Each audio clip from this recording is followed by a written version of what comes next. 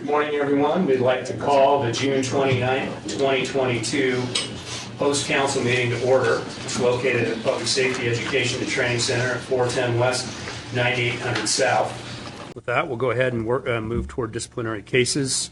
Andrew, would you like to lead, please? Thank you. Good morning, Chairman, members of the council. Our first case is Jordan Ablanalp. Is Miss Ablanalp here? Doesn't appear so. Miss Ablanalp is a dispatcher with Springville Police Department. The sustained allegation against her was for disorderly conduct that arose out of a guilty plea. In this case, Post is recommending a letter of caution, which is a downward deviation from the baseline 3-month suspension. And I'll kind of explain the basis for that as I go through the facts. This arose out of a domestic dispute between Jordan and her husband. It was investigated by Spanish Fork Police Department. And during that incident, there was a door that was damaged in the home. Based on Spanish Fork's investigation, they determined at the time that Jordan was the primary aggressor. She was arrested for criminal mischief with a domestic enhancement and domestic violence in the presence of a child, because there was a minor child present at the time. During the prosecution and the plea deal, the subsequent plea deal, I think there was two significant things that came out of that. First of all of the domestic violence enhancements attributes were dismissed, and it appears from Post's investigation that Jordan's husband admitted that he had actually been the one that had damaged the door. And so Post's view is that there was a kind of a lack of evidence to support the allegation, and that it's basically based solely on the fact that she did enter into a plea deal. She waived her right to an administrative hearing, so she has admitted as true the facts in the notice of agency action. Any questions for counsel? Hearing none, do I have a motion to accept Post recommendation? Move to accept Post recommendation and issue a letter of caution. Sheriff Sparks, I have a motion to accept. Do we have a second? Second.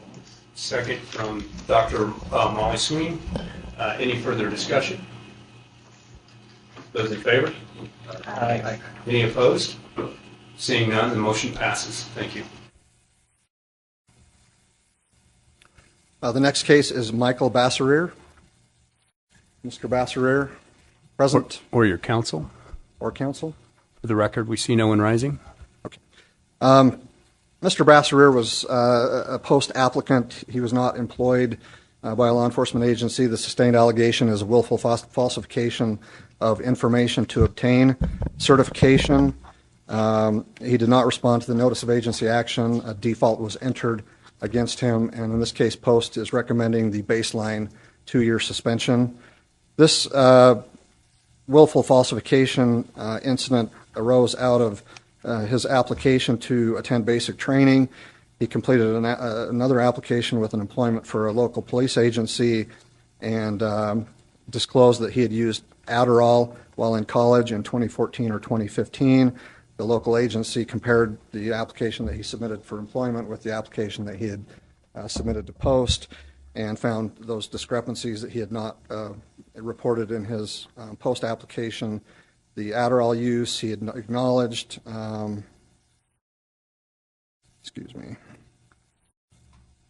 During his Post interview, he acknowledged that he did not, that he intentionally failed to notify Post about that Adderall use, and again, an order of default was entered. So Post's recommendation is 2-year suspension. Any questions for counsel? Hearing none, do I have a motion? Make that motion. Got a motion from Sheriff Curtis to accept Post recommendation. Second. Second from Ms. Williams. Do we have any further discussion? Hearing none, I'll call for the vote. Those in favor? Aye. Any opposed? Hearing none, the motion passes. Thank you. The next case, Annette Baugh, counsel, we had a request from Ms. Baugh's attorney because he's got a conflict right now with a criminal sentencing hearing that he's actually handling in one of the conference rooms here, and he asked if he could move that to the end of the agenda. Post agreed to accommodate that, so if the council is okay with that and approves that, we'll move that toward the end. That works. Let's The move Baugh on. case. Okay, Yep. thank you. Sterling Black, then, we'll move on to Sterling Black. This is is Mr. Black or his counsel present? I'm seeing no. This is the sustained allegation in this case is also for willful falsification of information to obtain certification. It's also an applicant case. Mr. Black was not employed by any law enforcement agency, and Post's recommendation is the baseline 2-year suspension. The facts of the case are as follows. Sterling Black was investigated for willfully providing false information in his Post application. In 2018, he disclosed that he had engaged in bestiality and sexual abuse of a minor as a juvenile during a background investigation with the law enforcement agency that he was applying with. The application that he submitted to Post in 2020 did not disclose those incidents. And during the Garrity interview with Post, Mr. Black said that he intentionally withheld that information from his application so he could attend the academy. That he did not intentionally withhold that information, but that he may have done so subconsciously. He waived his right to a hearing before an ALJ and, again, stipulated to the facts in the notice as true. Any questions for counsel? Hearing none, I'll call for a motion. Motion to accept the 2-year suspension. I've got a motion to accept from John Crowley. Do I have a second? Second from Sheriff Rigby. Any further discussion? I do. There is a pattern here of quite a bit. Personally, I would say revocation is more along the lines because, like I said, it's gone on three different things in the last how many years of making poor decision making. So I would actually up it. Would you like to make a substitute motion? I would like to make a substitute motion for revocation. Interject. For a category C, the top end is 3.5 years. So if you're going to remember to explain about why you're deviating from the guidelines, so we have it on record. So make a motion based on the top end, if that's what you want to do, Right. and why you want to do that. I'd recommend 3 years to go to the top end because of the pattern of deception and poor decision making. Have a motion from Travis Moore for a 3.5-year suspension, is that correct? Yes, sir. Do I have a second? I'll second. I have a second from Sheriff Curtis. Do we have any further discussion? I do have one question I want to ask, and it's going to speak to another one. Now, when we're discussing some of these, especially in this one, where it's it was never investigated, right? Those crimes, and that's what we're looking at. So, while I agree wholeheartedly that this is somebody who want to be very careful about what we do with them, in the statement of facts, the question is that allowable for us to view, or should we be notified of what those facts are? Because, and should we take them into consideration? He was never charged, never investigated, simply just it was a pattern of not telling the truth on multiple incidents. Reframe your question. So the question is, should we be considering information that was never investigated, never charged? Okay. And the other part of it, should that information even be in the affidavit, if it's not something we can consider? Well, in this instance, it's an application. So we're inquiring about behavior to determine whether they had a sound background and eligible to be an officer, just conduct. And most of that, probably 95% of that, is not investigated.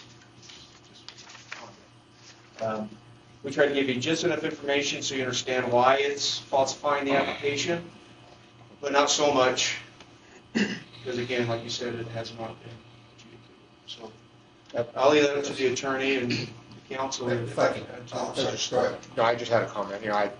It seems to me in response to that although it wasn't investigated criminally, the notice of agency action did put the individual on notice of what the facts were, and he stipulated to the facts by signing a waiver, would have had the opportunity to have it heard before an ALJ according to the rules of this council. So, in my opinion at least, and I'll defer to council, but I believe it's probably appropriate. He did it, and the one part that for me, sometimes it feels like what we should just say is, look, there were multiple counts of not telling the truth. That's the aggravating factor. Just an observation. And that's probably more appropriate, because the only conduct that this board can take action on is the application or his actions while as an officer. His failure to disclose the truth. Right. That's what we're looking at. And these are, adjusting to different types of councils. In the past, the council has wanted a little more details, but we can most certainly revisit that if that's what the council would like, and just stick to the violation itself and not the information surrounding it. Sure, if there are in the notice of agency action, there are, but it does provide a little more detail in terms of those underlying kind of failures, the issues that arose that brought the failure to disclose. There's a little more detail than what my very quick summary provided. I think it's helpful to understand both what the deception is about, as well as the pattern of deception. Not necessarily that's materially applicable as far as in the determination, but I think it can add some context, whether it's lying about drug usage or lying about sexual conduct. I think that could be a helpful perspective in kind of this amended way. But I agree, I think it's the pattern of behavior, as I heard it in the motion, was the pattern of deception within the behavior. We got a first and a second from Sheriff Curtis. Any further discussion? Hearing none, I'm going to call for the vote. those in favor. Aye. Any opposed? Hearing none. Motion passes. Thank you, Council. The next case is Brandon Burr. Is Mr. Burr or his counsel present? Apparently not. Mr. Burr was formerly with Wayne County Sheriff's Office. He resigned in July of 2021. The sustained allegation from Post was a BCI violation, and the recommendation here is a 9-month suspension, which is an upward deviation from the baseline 6-month suspension, and the reason for that is because there were multiple offenses. This was the BCI violation in this case was revolved around December 17th, 2020 and January 4th, 2021, access by Mr. Burr of protected information relating to his wife's ex-husband and some people associated with the ex-husband using UCGIS. Wayne County Sheriff's Office sustained a policy violation. There were no criminal charges filed. Mr. Burr admitted to accessing that information during a Garrity interview with Post and with his local agency. He failed to respond to the notice of agency action, and an order of default was entered. Any questions for counsel? Hearing none, I'll call for a motion. I move for the recommended action. Got a motion from Sheriff Rigby. Do I have a second? Second. Second from Major Mason. Any further discussion? Hearing none, I'll call for a vote. Those in favor? Aye. Any opposed? Hearing none, the motion passes. Thank you. The next case is Nicholas Bichelle. Mr. Bichelle present.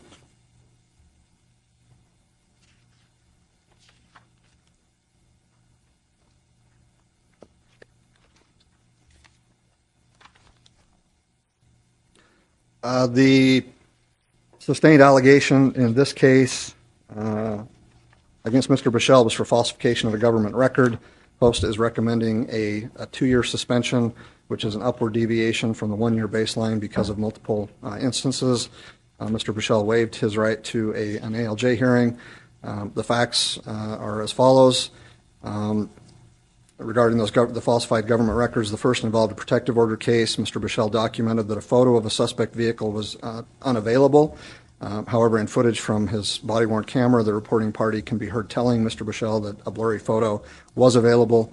In the Garrity interview with Post, Mr. Bichelle said that he documented that the photo was unavailable because he thought that it did not contain any evidentiary value. There was a second incident involving a domestic violence case. Mr. Bichelle documented that the victim would not provide her information or describe the incident. Footage from his body-worn camera showed that the victim provided that requested information. In Garrity interviews with his agency, Mr. Bichelle said he provided false information because he did not want the reports to be returned to him by his superior. He resigned prior to the completion of Post's the agency's administrative investigation, and in an interview with Post, Bichelle admitted to providing that false information in those two cases. And again, Mr. Bichelle waived his right to a hearing and stipulated to the facts in the notice. And Mr. Bichelle, it looks like he's here with counsel, so I'll turn the time over to him.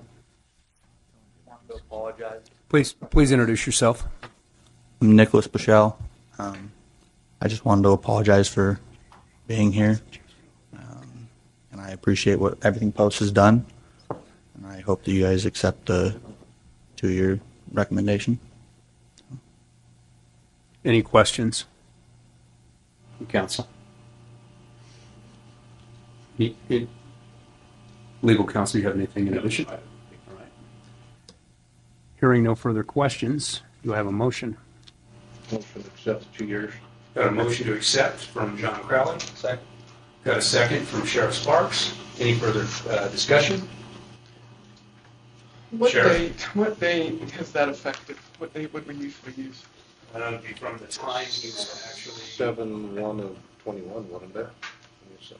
Boys. 7/1/21. Is that correct? Yeah, July 1st of 2021 was the separation date. That would start the time served.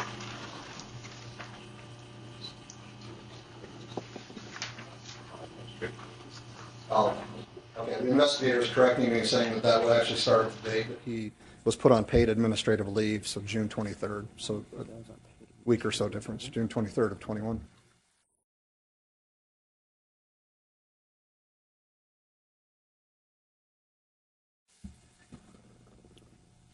Any questions for counsel? That we had a motion and a second. We had to vote, if I'm not mistaken. Any opposed? Seeing none, the motion passes. Oh, sorry, I voted. Apologize. Those in favor? Aye. Any opposed? Hearing none, the motion passes. Thank you.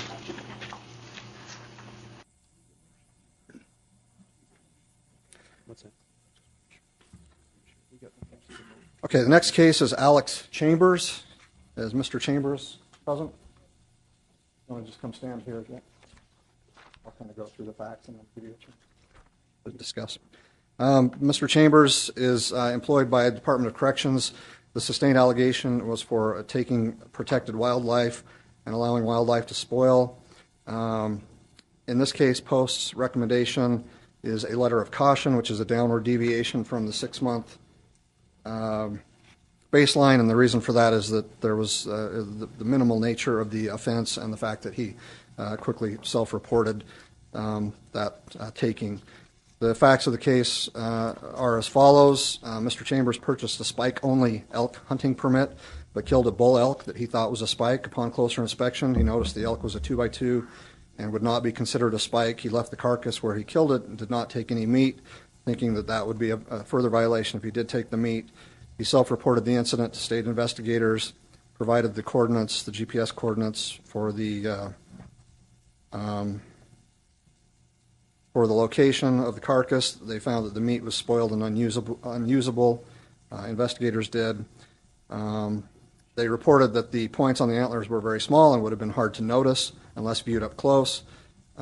Due to the circumstances, the investigators said that if the meat had not spoiled, they likely would not have issued a citation. Mr. Chambers waived his right to an ALJ hearing and admitted to the facts in the notice. Any questions for counsel? Mr. Chambers, would you like to address? Hi, my name is Alex Chambers. I just wanted to be here present so you guys could see who I am and see the facts of the case stated, which was accurate and true, and just so you guys have a face to connect to the incident. Thank you. Any questions for Mr. Chambers? Hearing none, I'll go ahead and call for a motion.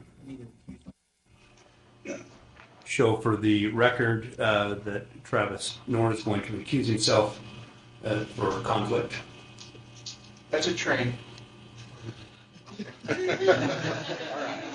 Or earthquake, whatever. 40 hours of not paid leave. I have a motion to accept the post recommendation. Is that correct? Yes. And a second. The motion was from Melina Stevens, and the second was from Janetta Williams. Any further discussion? So a point of clarification there, where it's on the letter of caution, is that right? Correct. And that is the minimum we can. That's the minimum we can take for the record. So we got a first and a second. Those in favor? Aye. Any opposed? Hearing none, the motion passes. Thank you. Thank you. Counsel, the Michael Clark case is another one where his attorney has asked if we could put that toward the end for the same reason, if that's okay with the chairman and counsel. That'd be fine. Thank Okay. you. We'll move on to Regina Dietrich then. Is Ms. Dietrich present? It appears that she is not. Is counsel present? See no one rising. Thank you. Okay. Thank you. Ms. Dietrich was formerly employed by the Department of Corrections, left in or separated in December of 2021. The sustained allegation is a DUI. It arose out of a utility vehicle accident.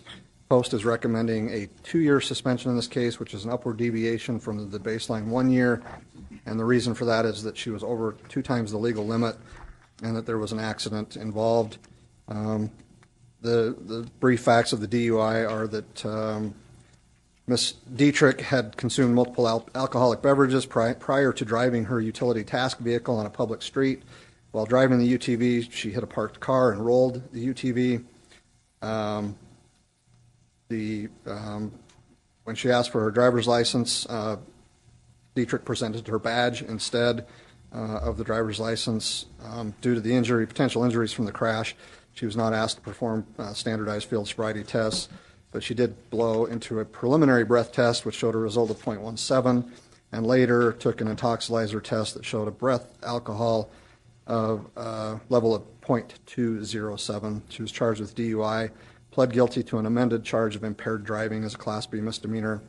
She admitted in her Garrity interview and her in her Garrity interviews with her agency and with Post that she had been drinking and driving the UTV on a public road and that she hit the parked car. She was placed on admin leave in October of 2021 and then resigned in December of 2021. She waived her rights to an ALJ hearing and admitted to the facts in the notice. Any questions for counsel? Just to clarify this as well, it's from the date of the paid leave, so the October 25 date, or is this the retired? The paid leave 12, is correct. The paid leave. Correct. I need to recuse myself again. For the record, Mr. Knorr is going to recuse himself again for conflict. Thank you. Any questions for counsel? Hearing nothing further, I'll call for a vote. Or a motion, rather. Motion to accept. Sheriff Sparks. Second. Second from Chief Silk. Any further discussion? Hearing none. Those in favor? Aye. Any opposed? Motion passes. Thank you.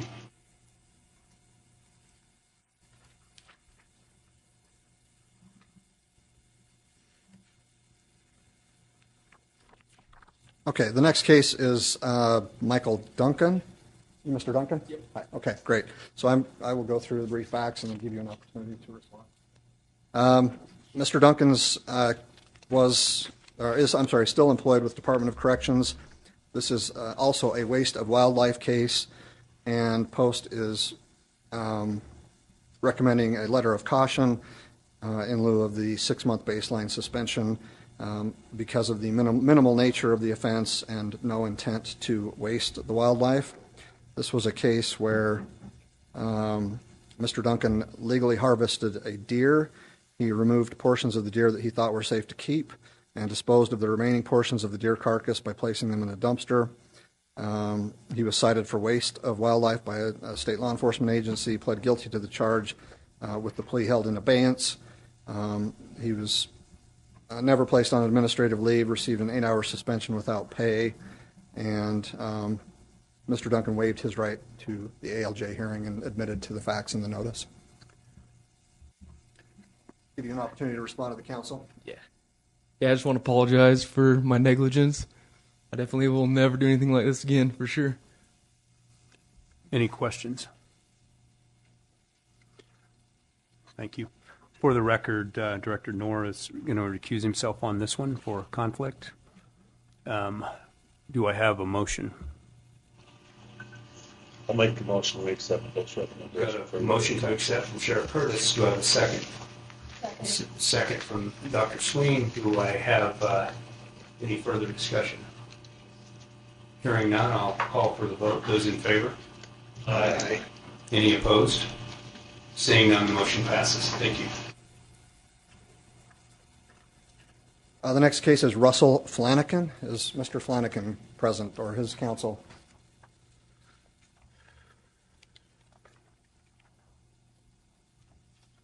It appears that he is not. Mr. Flanagan's case, Mr. Flanagan was formerly employed with the Department of Corrections. He was terminated in June of 2021 based on a sustained allegation of aggravated assault. And in this case, Mr. Flanagan did not respond to the notice. Post is recommending the baseline revocation. This case involved an incident of aggressive driving with another vehicle. During that incident, Mr. Flanagan drew his firearm and pointed it at the other driver in the car. The other driver was able to photograph Mr. Flanagan with the weapon and reported the incident to local police. The police contacted Flanagan. He initially denied drawing the firearm or pointing it, but when told there was evidence, he admitted that he drew the weapon and pointed it at the other driver. He was charged and pled guilty to aggravated assault, a third-degree felony. He did not participate in the Post investigation, and as I mentioned, he did not respond to the notice of agency action, and default was entered against him. Any questions for counsel? Hearing none, for the record, Director Knorr will recuse himself. Do I have a motion? I move to accept.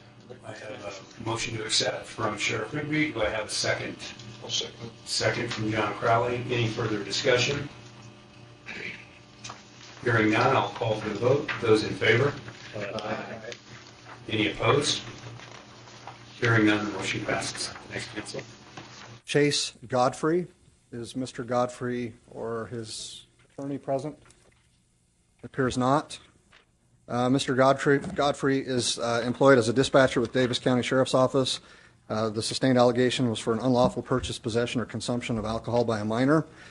Post is recommending a 3-month suspension, which is a downward deviation from the 1-year baseline because of the fact that he was nearly 21 at the time and the minimal nature and evidence in this case. This was an incident where Mr. Godfrey had declined to work an optional cover shift for a coworker. He was not called into work. It was an optional shift, but when he came into work the next day, he did tell another coworker that he did not work the shift because he had consumed alcohol. The supervisor overheard Mr. Godfrey and connected the fact that he was not yet 21, and that was the basis of that allegation. Mr. Godfrey waived his right to an ALJ hearing and again admitted the facts of the notice as true. Any questions for counsel? Oh. For the record, Sheriff Sparks is recusing himself. And I also wanted to. We have a letter from Okay. Sheriff Sparks. If you, it's in your packet, I believe. You might want to take a moment to read that, or counsel if you'd like to read it. I'm fine either way, Chairman. Yeah, go ahead, please. Okay. This is a letter from Sheriff Sparks. Dear Post Council, the Davis County Sheriff's Office has a dispatcher, Chase Godfrey, who will be before the Post Council for possible sanction of his dispatcher certification.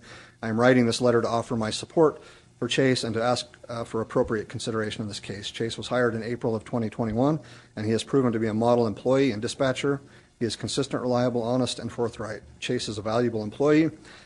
He works well with his coworkers and displays a positive attitude each day he is at work. In January, our dispatch center had a need to fill an overtime shift, a situation that has become all too common. Chase had been working many overtime shifts and was called personally to ask if he could fill the shift. Because he had consumed alcohol, Chase wisely said that he was unable to work that shift. The following day, Chase told another dispatcher that he was unable to work the shift because he had consumed an alcoholic beverage. Chase was under 21 years old at the age of age at the time. During a subsequent internal investigation, Chase was immediately and completely honest about what happened. There was never a concern that he was being deceptive. Chase was placed on corrective action and to date has complied with all expectations of that corrective action. Although I'm concerned about the violation of this status offense and do not excuse the behavior, I am pleased that Chase made a sound decision in not attempting to drive or work after consuming alcohol. I appreciate his honesty and his demonstrated remorse. I believe Chase has learned an important lesson, and I believe he is an asset to public safety in our county. I would like to request leniency from the council. The Sheriff's Office plans to retain Chase as an employee and work through any disciplinary action taken. Thank you for your consideration. Thanks, counsel. Any questions for legal? Do I have a motion? Make a motion to accept post recommendation for 3-month suspension. We've got a motion to accept from Chief Silk to accept post recommendation. Do I have a second? Second. Have a second. Was that Melina Stevens? Yeah, from Melina Stevens. Any further discussion? Hearing none, I'll call for the vote. Those in favor? Aye. Any opposed? Seeing none, the motion passes. Thank you, counsel. The next case is Jeffrey Grundell. Mr. Grundell.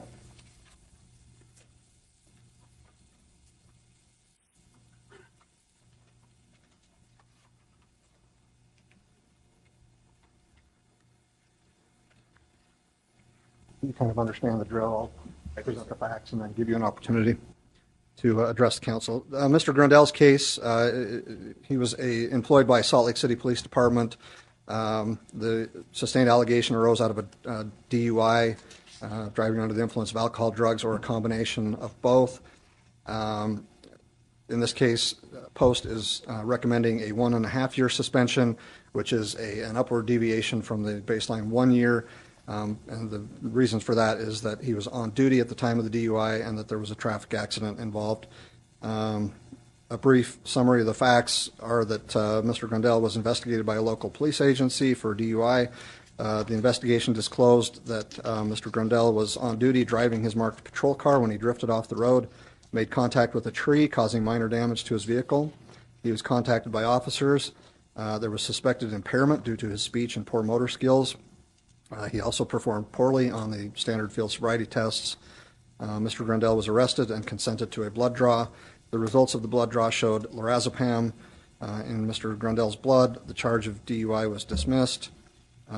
During a Garrity interview with Post, sorry, I'm trying to go high technology here, and sometimes it backfires. Mr. Grundell said that he had an this was during the Garrity interview with Post, he said that he had an alcohol addiction that had caused him to enter a rehabilitation center. As part of the treatment, he was prescribed some pills to help with the alcohol and anxiety. Mr. Grundell had been back at work for approximately 3 months when the doctor changed his medication. As he was getting ready for work, he unintentionally took his wife's lorazepam instead of his new medication. Mr. Grundell did not know that he had ingested lorazepam until the blood results returned. He said he did not remember much about what happened that day, but admitted he was not safe to operate a vehicle.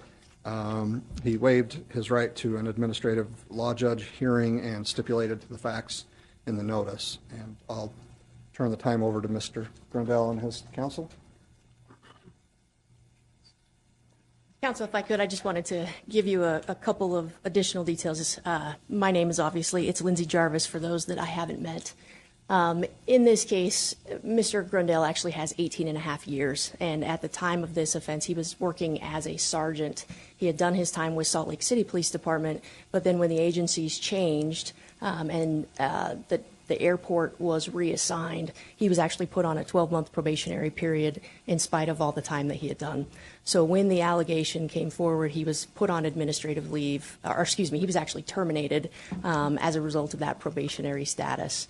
The other issue is in regards to the accident. What had happened is a tree branch had actually struck his side mirror, so there was no other individuals that were hurt on this. It was just damage that was done to his vehicle. And then obviously as a result of this, we were able to get the charges dismissed. He ended up pleading to a negligent collision on this one. There was ample evidence that he did not know that he had consumed the medication. His wife and his pills were in the same location, and they have the little, we call them a pill hotel. So they put the pills into the section, and he, unbeknownst, put her pill in. And so when he started feeling the side effects of this event, he actually had pulled over and then was completely honest with everyone involved as far as post goes. But he did not know until we got the blood results back what he had actually consumed. And so for about 3 days, he was unable to communicate and didn't know what had happened, and we weren't able to put the pieces together until the toxicology results came back. Counsel, my name is Jeff Grandel. My presence here today is my attempt to take responsibility for the actions that I did myself. It's one of the biggest regrets of my life. The end result of my life has changed dramatically, and I realize that the authority and the responsibility that was entrusted to me, regardless of the fact I did not intend to do this, I did not know it happened, it doesn't change the responsibility that it was negligent, and I'm aware of that. And I need to make certain that nothing like that can ever happen again. And it's difficult to stand before you, but this is my attempt to take responsibility. Nothing else from post, Chairman. Counsel, do we know what the level of the diazepam was? We're not sure. Okay, thank you. Any questions for counsel? Sounds like counsel may have the answer to that question. Please, counsel. The toxicology result indicated that he was within a therapeutic level, and we're assuming that he took one of those pills. Thank you. Yes. Any further questions? Hearing none, I'll ask for a motion.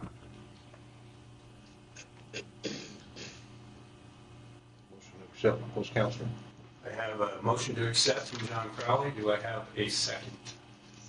Second from Janetta Williams. Do I have any further discussion? So based on the separation date, would he be then eligible to reapply based on the 1.5 year suspension? And this being in January 2020? January 22nd, 2020? Yes, it would be from the date of, that's correct. He would be eligible.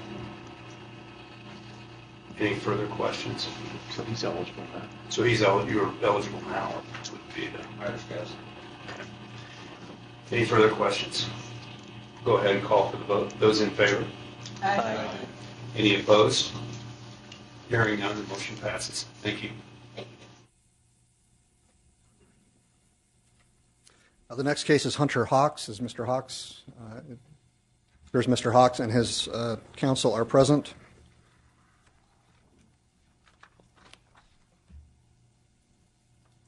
Mr. Hawks is employed by the Salt Lake County Sheriff's Office. This is an official misconduct case, and in this case, Post is recommending a letter of caution, which is a downward deviation from the 6-month baseline. and I'll kind of explain the grounds for that as I go through the facts of the case. Mr. Hawks was investigated by his agency for policy violations that amounted to official misconduct. The investigation disclosed that Mr. Hawks was stopped by a police officer for a window tint violation. He told the officer that he was an off-duty deputy and that his windows were tinted because he uses his personal vehicle to perform work duties. The officer did not believe Hawks, contacted Mr. Hawks' supervisor, who stated that Hawks did not have authorization to use his personal vehicle for work duties. He was given a citation for the window tint violation, which I believe was a fix-it ticket. During the Garrity interview with his agency and with Post, he admitted to telling the officer that he uses his personal vehicle for work purposes. He said that his intent was to get out of a ticket, but he said that he did use his personal vehicle for work purposes, although he did not have authorization to do so. He knew that his window tint was darker than allowed by law and said that it was a stupid decision. He waived his right to an administrative law judge hearing and stipulated to the facts in the notice of agency action. And I'll let Mr. Hawks or his counsel address. Good morning, Counsel. Clay Alger on behalf of Mr. Hawks. All I want to say is we believe the recommendation is appropriate, and we stipulate to that. And we'll leave it to the council, but before we do that, Mr. Hawks wanted to make a statement as well. Good morning, Council. My name is Hunter Hawks. I want to first apologize to Post and Salt Lake County Sheriff's Department for my actions. I'm disappointed and embarrassed at myself. It's been a life-changing mistake. Although I have learned from it, given the opportunity or, have a similar circumstance happen again, I definitely would handle it differently. I would, speak less, not make excuses, and that's what I did in this situation, and I take full accountability. It was a mistake on my part. And I just ask that you, go with the recommended, the Post recommendation for the certification. Thank you. Sorry. Letter of caution. Yeah, sorry. Thank you. Any questions for Mr. Hawks? Hearing none, I'll call for a motion. Make the motion we accept the Post recommendation for letter of caution for Mr. Hawks. I've got a motion to accept from Chief Silk. Do I have a second? Second. Second from Dr. Sween. Any further discussion? Hearing none, I'll call for the vote. Those in favor? Aye. Any opposed? Hearing none, the motion passes. Thank you, Council. Thank you, Mr. Hawks. Bart Henniger. Is Mr. Henniger or his counsel present? Morning. Here's that is a no. Mr. Henniger was formerly employed by the Department of Corrections. He was placed on leave in June of 2021 and then terminated in September of 2021. The sustained allegation here is a violation of GRAMA, the Governmental Records Access and Management Act. The Post is recommending a 9-month suspension, an upward deviation from the baseline 6-month suspension, and that's because there were multiple offenses in this case. The violation of GRAMA arose out of Mr. Henniger providing inmate housing locations and criminal histories, specifically whether an inmate was a sex offender or not, to other inmates. He admitted during his UDC and post-Garrity interviews that he had obtained inmates' housing locations and whether those specific inmates were sex offenders or not, and shared that information with other inmates under his supervision. He said that he was trying to build a rapport with the inmates under his supervision. The county attorney's office filed 5 counts of violating GRAMA. Those were dismissed without prejudice. He waived his right to an administrative law judge hearing and stipulated to the facts in the notice. For the record, Director Norris recused himself. Do we have any questions for counsel? Sheriff. So as far as the law goes here, I understand it's a Class B misdemeanor. That's correct. Violation. And so, and it's, GRAMA's, there's lots of parts to it. And as far as this piece, it's it's qualified or classified as protected information? So this information, Sheriff, was either private or protected under grandma. It was certainly non-public. Apparently, with UDC, although some of this information could have been accessed through UCGIS and making it a BCI violation, apparently with corrections, that this information was maintained on their internal record-keeping system, and so it was not accessed through the UCGIS portal, making it a BCI violation. That's why the post went with a grandma, considered it a grandma, because it was non-public information, either private or protected. Overall, and I don't know if it's more of a discussion point on another time for the council. I wonder if this is the first time that the council's considered a grandma violation. Overall, yeah, to me, grandma is just a point of discussion. Has to do with openness and transparency and being that way with the public and not hiding things. At least that's overall the general feeling of grandma. And to take conduct and to fit it into a grandma violation, which really, to me, sharing information about housing, I just wonder about why we're using grandma to accomplish that. Is it not something that's for the department to work through? Are we really going to make sharing housing information a grandma violation, as though someone potentially could ask for it through a grandma request? I don't know, there's more questions Sex here. offender information, is that correct? So that would be the part I think would fall more to the grandma side of it. I think, in my mind, because I talked to the director last night because I had the same or similar question. I would see the first half as a policy violation on housing. Second half is a grandma violation based on protected information of a sex offender, or maybe it's not. I don't know if it's public. I guess that's the other question. So that would be the. Definitely not through BCI. It's through OTRAC. Yeah. Which the rules are very different. But also, OTRAC can be accessed through UCGIS as well, so he's still getting the same information, and if we had somebody come before us that accessed it through UCGIS, it'd be clear. We would take action on that individual in some fashion. So it's still protected information for most law enforcement officers, and that's their only access is through UCGIS. Aside from, I believe, Department of Corrections has access directly to OTRAC, not tied to UCGIS. Correct.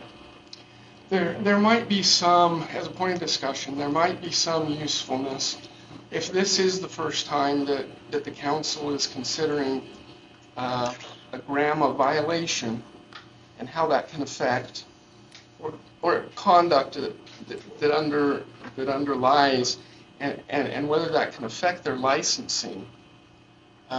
We do. I understand we do have some obligation to make the action, take the action, and then remain consistent through that. But we might also want to consider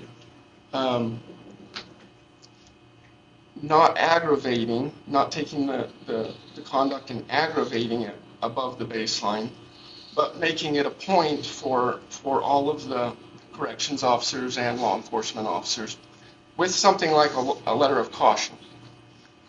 Well, I think that it's still a Class B misdemeanor. So it was dismissed. It was not charged, but it was still conduct that constituted Class B misdemeanor. Whether it was dismissed or not, it's still conduct still comes before the board. And then whether with the change in the law, whether it involves dishonesty or deception, based upon if he was supposed to share it with this policy or not supposed to share it, how protected is that? Is it permissible for a correctional officer to say, provide information on another inmate? Is that a security risk? Does that increase the risk to the inmate himself? Does it security in the thing? I think because it is a Class B misdemeanor, that it should fit the baseline and follow the Conditions Act. Whether you want to deviate from that based upon what the allegation was, that's appropriate. But it still should not be an adjusted baseline because it still is a Class B misdemeanor.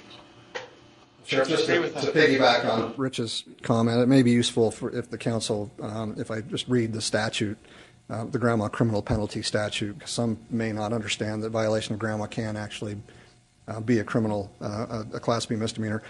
So in 63G2108, subsection 1A, a public employee or other person who has lawful access to any private, controlled, or protected record under this chapter and who intentionally discloses, provides a copy of, or improperly uses a private, controlled, or protected record, knowing that the disclosure or use is prohibited under this chapter, is, with exceptions, guilty of a Class B misdemeanor.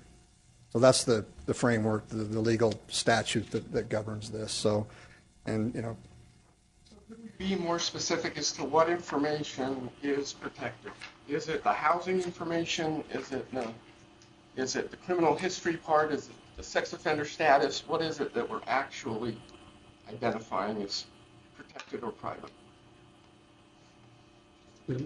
That would be up to the agency. Did the agency provide a specific designation for those? The agency sustained the grandma violation on their investigation. And OTRAC, when you sign in, it has a very similar sign-in to BCI access, where it's telling you these records and the information is protected, just like a BCI. Like when I read it, I thought it was a BCI, but all of them, that pops up every time they sign in. So your understanding is it was protected? It is protected. It's just that it's going through their in-house system instead of through BCI. A lot of the information, as pointed out, is similar to the BCI information, and the employees know that it's protected. Ms. Williams? Excuse me. I would also just like to say, to me, it would be protected as well, because he had said that the reason why he had obtained that information was to gain more or less friendship, maybe. But in that capacity, he's not there to be friends with them.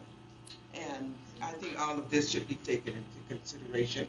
I agree with what the recommendation has been said here, has posted here, because that privacy should be privacy, and that he's in a position where it's not up to him to try to get that information and give it to whoever it is, and it's just not the way that it should be done.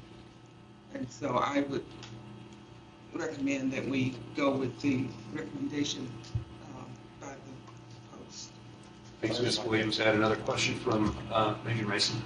I just would speak to the action that Post is suggesting, just because I think his actions while on duty could have potentially put those inmates in harm's way. The potential for retaliation or harm due to the nature of their offenses. Sharing that criminal history, I think, is an aggravator. Spence? Well, and I think the baseline is 6 months. It's only gone up 3 months, so to 9 months. And actually, since he resigned last year, I think he's eligible right now. So it's not going to really effectively make a difference whether it's 6 months or 9 months. Further discussion? Anything additional? I would just comment that, follow this case, and what Sheriff Burton is saying is we need to be thinking forward, right, about other cases that may come to us. And all this one is specifically about the OTRAC system. In each of our agencies, we have protected records, whether it's ongoing investigations or investigations that have a need to be held confidential. We all have those records that are protected, and I think we need to be able to protect the security of those records from the release of those who have access through our records management systems or through their daily work. And it could differ from department to department. Council, any additional summary? That's all we have. Thank you. Thank you. With that, unless there's any further questions, I'll call for the motion. We make the motion to accept the recommendation. I have a motion from Ms. Williams to accept the post recommendation. Do I have a second? I'll second. I have a second from Spence Austin. Do we have any further discussion? Hearing none, I'll call for the vote. Those in favor? Aye. Any opposed? One, for the record, Sheriff Rigby votes against. Motion passes. Thank you. Thank you. The next case is Kyle Hunt. Mr. Hunt, it appears, is not present, nor is his attorney. Mr. Hunt was also formerly with Department of Corrections. This was a DUI case. That was the sustained allegation from Post, and Post is recommending the baseline 1-year suspension. A brief summary of those facts is that Mr. Hunt was stopped for a traffic violation. The officer observed clues indicating that Mr. Hunt may be intoxicated. The standardized field sobriety test showed multiple signs of impairment. Mr. Hunt took a breath alcohol test, which measured his alcohol level at .075. He was arrested and charged with DUI and a traffic violation. Mr. Hunt waived his right to an ALJ hearing and admitted to or stipulated to the facts in the notice. Thanks, counsel. For the record, Director Noor is going to recuse himself. Do we have any questions for counsel? It was my agency that made the case. Also have Sheriff Curtis is recusing himself for the record. Any questions for counsel? Hearing none, I'll call for the motion. For a motion. Motion to accept.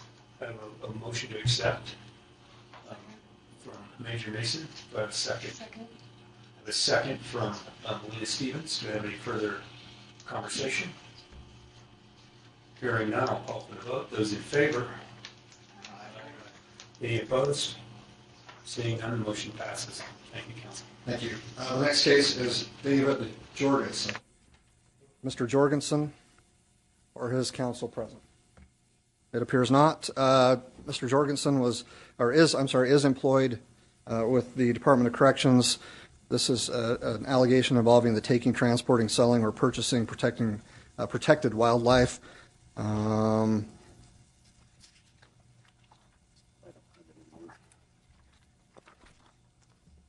I'm being informed by the investigator that Mr. Jorgensen had a family commitment that he wanted to be here but was unable to attend, and asked that I pass that on to the council. This was a case where Mr. Jorgensen was investigated for unlawful taking of an animal. The investigation disclosed that he had had a cow elk tag and shot an elk that he believed was a cow elk, but afterwards realized it was a bull elk. Mr. Jorgensen immediately reported the violation to the local police agency. He was issued an infraction citation for the violation. He paid the citation. During his Garrity interview, he said that he was hunting and shot an elk. He was very confident that it was a cow, but when he got to the elk, he realized it was a bull. He immediately reported the violation, and Mr. Jorgensen waived his right to an ALJ hearing, stipulated to the facts, and Post is recommending, based on the self-reporting and the mistake, and recommending a letter of caution in lieu of the 3-month baseline. Thank you, counsel. For the record, Director Noor will recuse himself. Any questions for counsel? Hearing none, I'll call for a motion.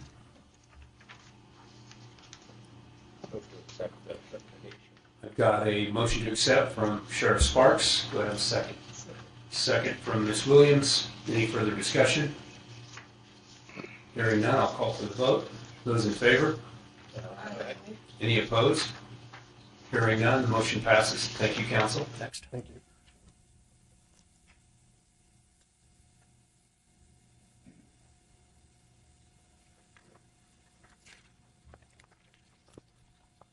The next case is Mr.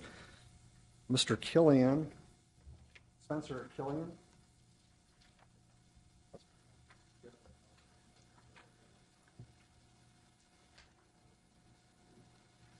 It appears Mr. Killian is here with his counsel, and I apologize. This was a late entry into on the agenda, and so I'm looking for the statement of the facts. This was generally the case.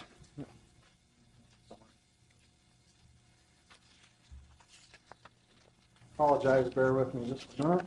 Would you like my copy? Oh. But they don't have this. Yeah, I need the recommendations. Killian was employed by Payson Police Department. The facts of this case involve a dishonest conduct in violation of department policy. Specifically, on June 22nd, 2021, Mr. Killian contacted his supervisor, stating that he would not be able to work his shift the following day because he was sick. Later, Mr. Killian's sergeant learned that he had tested for employment with a different agency that day. He was contacted and warned not to use sick leave if he was not sick. June 24th, 2021, Killian's sergeant called Mr. Killian into his office and spoke with him again about not using sick leave time if he was not sick. The sergeant then asked Mr. Killian if he truly had been sick the previous day and was told yes, that he had. Mr. Killian was warned multiple times by his supervisor not to record sick time or sick leave on his time card if he was not in fact sick. When approving the time cards, the same sergeant saw that Mr. Killian had indeed documented sick leave on the day that he had tested with the different agency. Mr. Killian resigned in lieu of termination and refused to participate in the post-investigation. He waived his right to a hearing before the administrative law judge and stipulated to the facts in the notice. And the recommendation in this case is 6 months, which is the baseline for that violation. I'll turn unless there's questions. Any questions for counsel? If not, we'll turn it over to Mr. Killian or counsel. Good morning, counsel. I'm Spencer Killian, and I apologize for my presence today, and I request that you accept the post recommendation of 6 months. Any questions for Mr. Killian? Counsel, do you have anything in addition? Thank you. Nothing from post. No summary? Do I have a motion? Motion to accept. I have a motion to accept from Director Miller. Do I have a second? Second. Second from Sheriff Rigby. Any further discussion? Hearing none, I'll call for the vote. Those in favor? Aye. Any opposed? Hearing none, the motion passes. Thanks, Mr. Killian.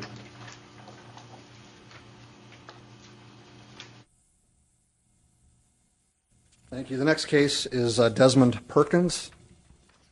Mr. Perkins? If you just stand here, I'll provide the facts and then give you an opportunity to respond to the council. Mr. Perkins was formerly with Layton Police Department and North Ogden Police Department.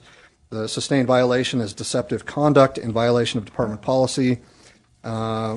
He waived his right to an administrative law hearing, and post is recommending the baseline 6-month suspension. A brief summary of the facts are that on December 15th, 2021, Mr. Perkins reported that he had accidentally discharged his ECD earlier that day. The information on the ECD showed that the discharge happened the day before Perkins made the report.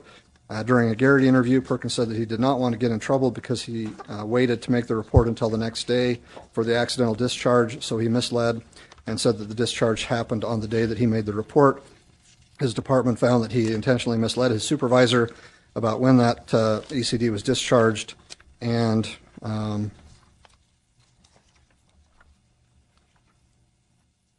maintained a policy violation for that. And again, Mr. Perkins waived his right to a hearing and stipulated to those facts. Good morning, council. My name is Desmond Perkins. I apologize for this. I'm truly sorry to Layton City Police Department and Post Council. I remember the ethics training from Sheriff Sparks, and I clearly violated that, and I hope that you do accept the 6-month recommendation. Any questions for Mr. Perkins? Hearing none, I'll call for a motion. Pardon? Oh, I'm sorry. Oh, there's a letter. Let's go ahead and counsel. You might read it. A letter from Chief Quinney, in this case too, that I was not aware of. Would you like me to read it? If you don't mind. Okay, thank you.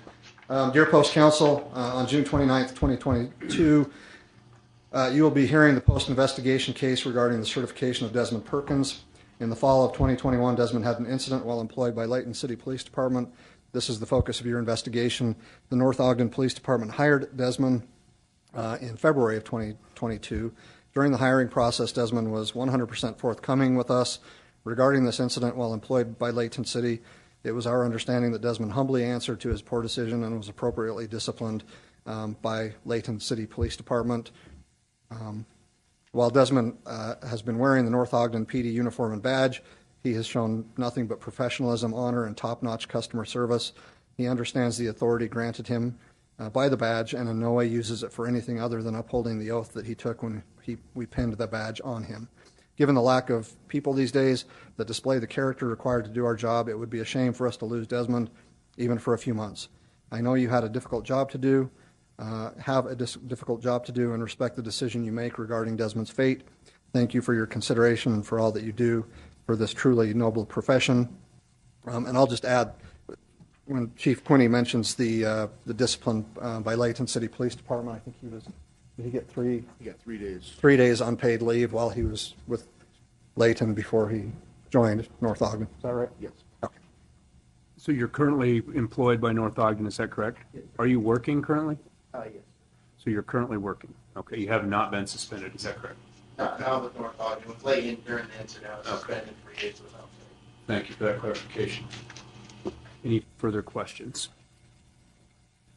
Hearing none, I'll call for a motion.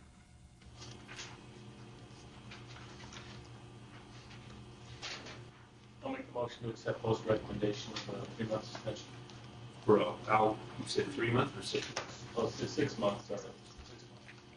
I have a motion to accept Post Council recommendation for 6-month suspension. Do I have a second? I have a second from Sheriff Rigby. Any further discussion? When will that start? That would start today if he's currently employed.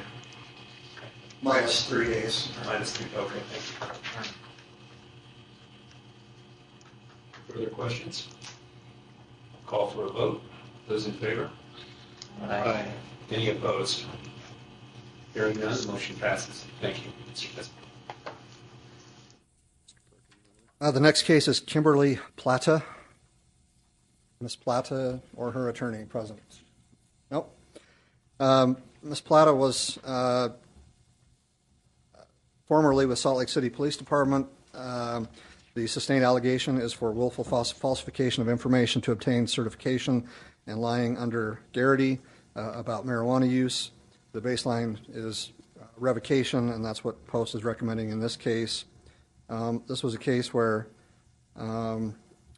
she was investigated for, the investigation disclosed that in November of 2020, Ms. Plata applied to attend the basic training at a satellite academy where she had received her SFO certification, her special functions certification. She documented a single marijuana use in 2016 at that time. In November of 2021, Ms. Plata submitted a second application to attend basic training. In that application, she documented marijuana use in 2016 and 2018. Ms. Plata participated in 2 Garrity interviews with Post. In the first interview, she said that she had ingested a marijuana edible in 2016 and smoked marijuana in 2018. She said she did not remember using marijuana in 2018 until she was taking classes in basic training. Ms. Plata was instructed at the beginning of basic training to notify her academy director or Post if any information on her application changed. Plata stated that she did not notify anyone of that change in information. During a second Garrity interview, Ms. Plata explained that she had been in a leadership role for a local agency's Explorer program, and while in that program she had used marijuana. She said that she remembered she had used marijuana prior to completing her 2020 Post application, but was embarrassed to put it on the 2018 marijuana, to put the 2018 marijuana use on the application because she had been in the Explorer program at the time she used. And that, of course, was different than the information that she had provided during her first Garrity interview. So those were the 2, the willful falsification and lying under Garrity. And again, Post is recommending revocation. Any questions for counsel? Hearing none, I'll call for a motion. I do have a question. Please. Is this Is it the line under Garrity that makes it a category A?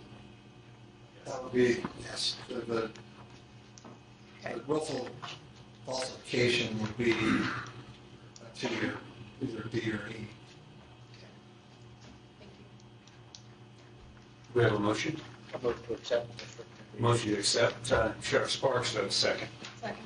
Second from Ms. Stevens. Any further discussion? Hearing none, I'll call for the vote. Those in favor? Aye. Any opposed?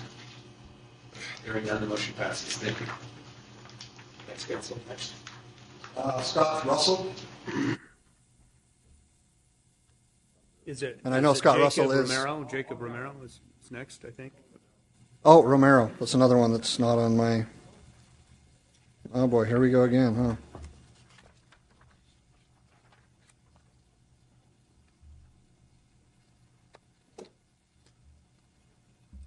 Jacob Romero, or your counsel, are you present?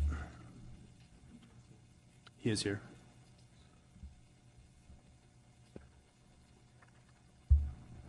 For the record, Mr. Romero is here.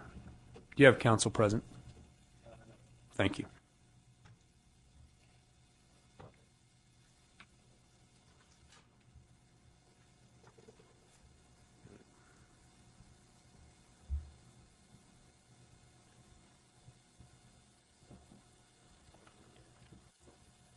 For the record, Director Nora will recuse himself. Yeah, so Mr. Romero is employed by Department of Corrections. The allegation is, the sustained allegation is for reckless driving. In this case, Post is recommending a letter of caution in lieu of the 6-month suspension based on Post's determination that the allegations did not match the conduct. Mr. Romero was cited for speeding. The prosecutor who reviewed the citation amended the charge to reckless driving. Mr. Romero pled guilty to the charge of reckless driving, and his plea was to be held in abeyance. During the Garrity interviews, Romero admitted to driving above the posted speed limit and waived his right to an administrative law judge hearing in that case. So Post's recommendation, again, is for a letter of caution in lieu of the 6-month baseline. Any questions? Do you have any statement for Post, counsel? Just that I understand that as law enforcement we're held to a higher standard, and that's what I will uphold moving forward. Nothing other than that. Any questions? Thank you. Hearing none, I will go ahead and call for a motion. Recommendation. Captain Crowley, a motion to accept. Have a second. Sheriff Curtis, second. Any further discussion? Hearing none, we'll call for the vote. Those in favor? Aye. Any opposed? Hearing none, the motion passes. Counsel? All right, thank you. And I apologize again for those couple of late entries that were not on my list. I know we've got a lot to go through, so we'll try to move through these. Mr. Russell, Scott Russell, I know is here with Mr. Evershed. Mr. Russell was formerly... Okay. Do you want to address that now, or wait till I go through the facts? Address the council now. I know there's going to be a request that we close the session due to some mental health topics. Absolutely. Sure, I'm aware. So, because we're going to be getting into health concerns under the statute 524204, we would just ask that this session be closed. And we understand that there's probably still some more after this. If it's more convenient for the council to cover those other ones and we turn to this, or we're happy to address it now. Where would you like to go with? Do we have some other ones we can cover right now and then jump back to this?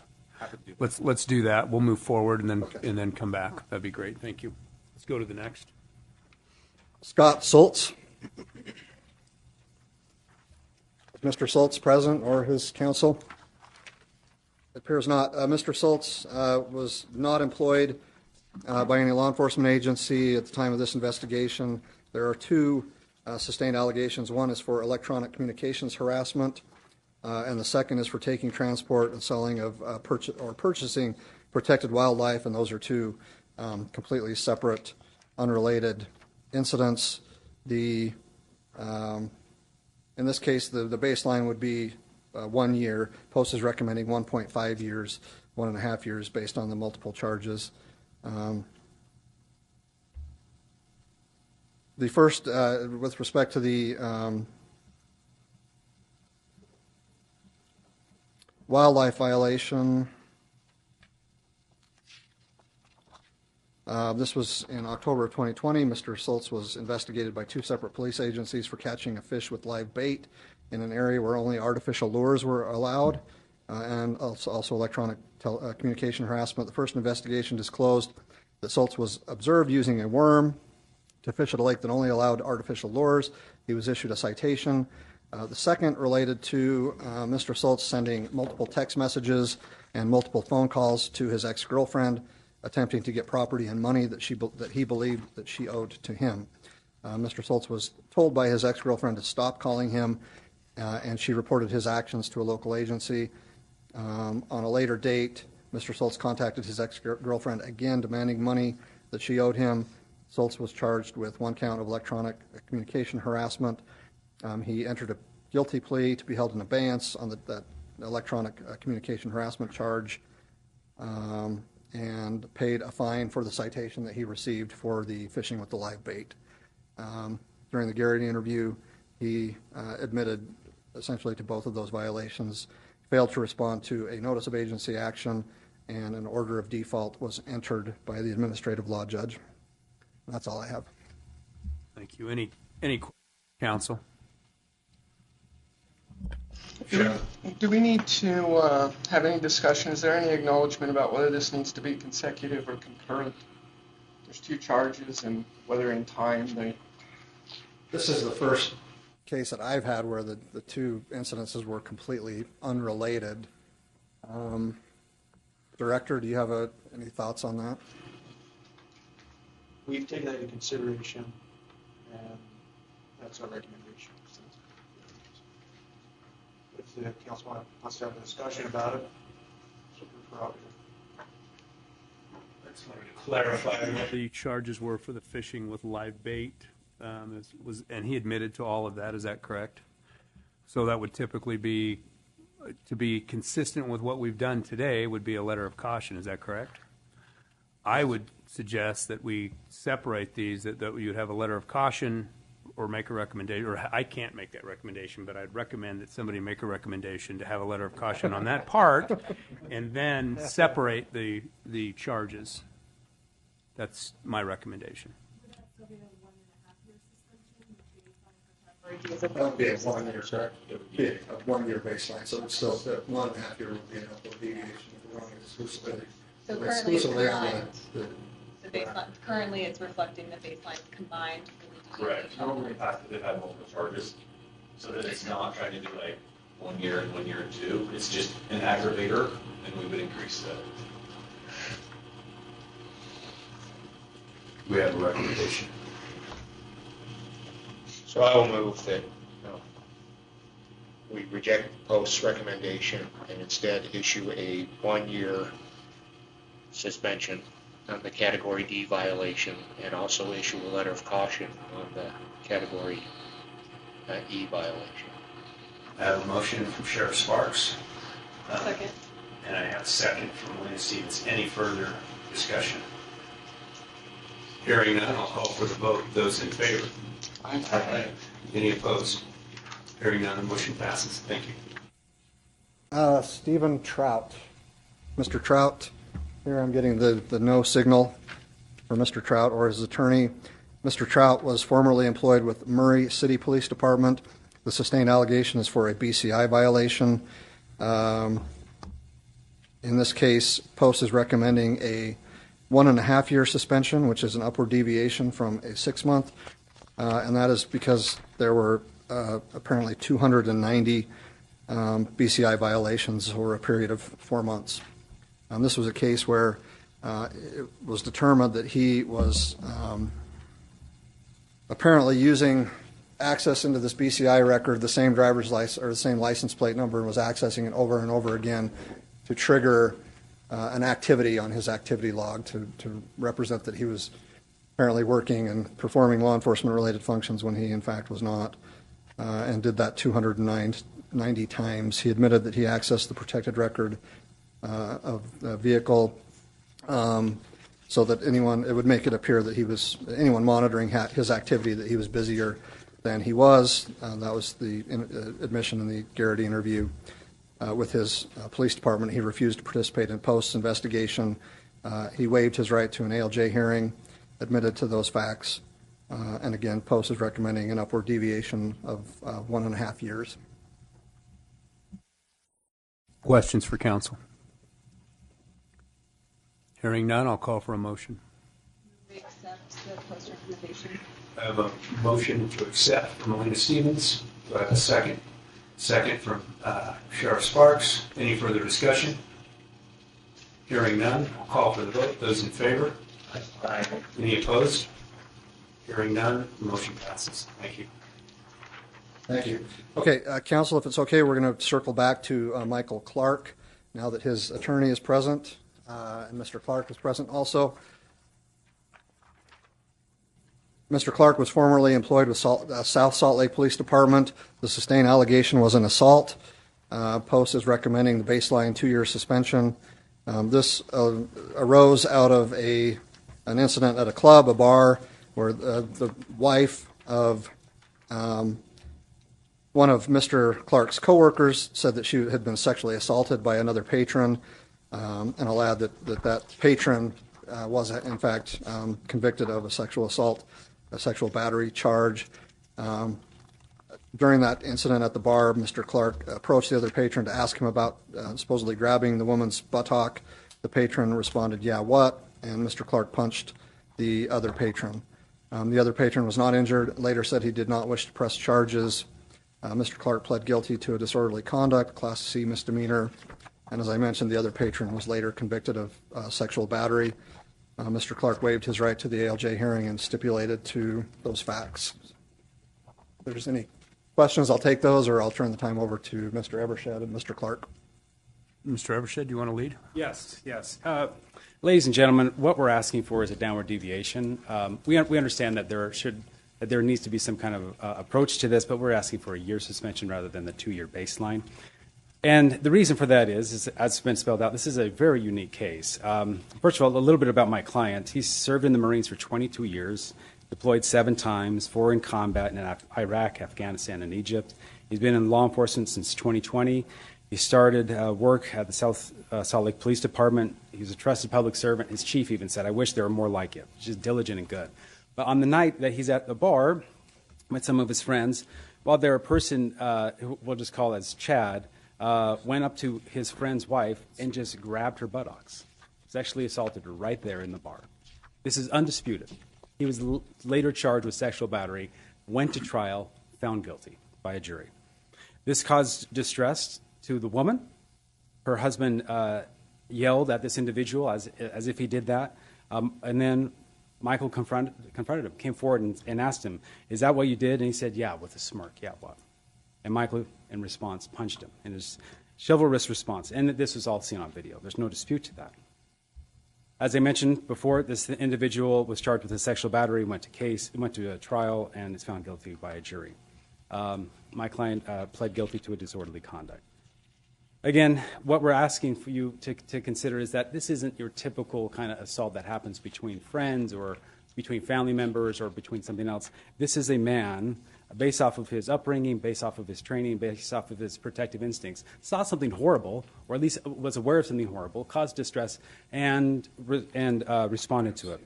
So we understand that some suspension's merited. We're not asking for a letter of caution here, but we're just asking for a downward deviation for 1 year. And Good morning, ladies and gentlemen. I apologize for taking your time up here. I did honorably serve the Marine Corps for 22 years in our nation, and I want to get back to serving the community of South Salt Lake or any community that would have me. I do enjoy being a peace officer. I know what I've done is wrong. I've learned a lot from it, and I pray that you all can take this into consideration. Thank you. Are you currently employed? No, sir, I'm not. All right, thank you. Any questions for counsel or Mr. Duncan? Hearing none, do I have a motion?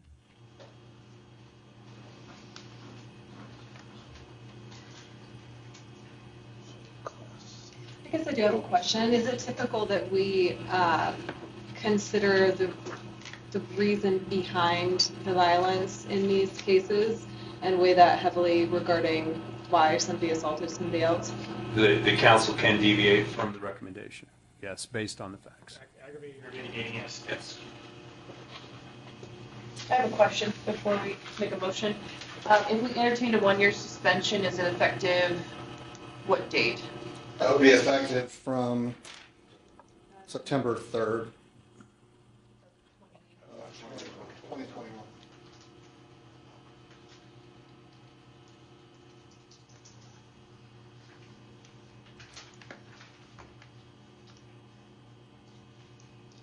Yeah, that was the date that he was placed on administrative leave. 9/3/21. Do I have a motion? I have a question. So are we doing disorderly conduct or assault? Because isn't disorderly, wouldn't that be a category F? Yeah, it's actually listed here as an assault if I'm not. As assault at category C, but not disorderly even be in a Let me go to class C instead of matrix here. Just asking clarification. To address that issue, it's charged as assault because that is the conduct that occurred. It was caught on video, as was the other patrons' transgressions as well. And so that's why it was charged as an assault, because that's what the conduct was. That was what was waived, correct? Yes, that was what was in their The notice of agency action. Yeah. So the finding from the ALJ would have been a waiver for the assault. We have this notice of agency action. So I'm prepared to make a motion. You're prepared? Sheriff, please. I would move to accept post recommendation for this case, although there are some factors there that maybe on an emotional level makes us understand the behavior, the reality of it for law enforcement officers if we're subject to those kinds of things on a regular basis. And we have to exercise a great deal of restraint in using force. We have to exercise a great deal of restraint when we're dealing with these very emotional situations. And so with that in mind, I would recommend that, or move that we accept the recommendation of post. So I have a motion to accept post recommendation. Do I have a second? Second. Second from Sheriff Rigby. Do we have any further discussion? Hearing none, I'll call for the vote.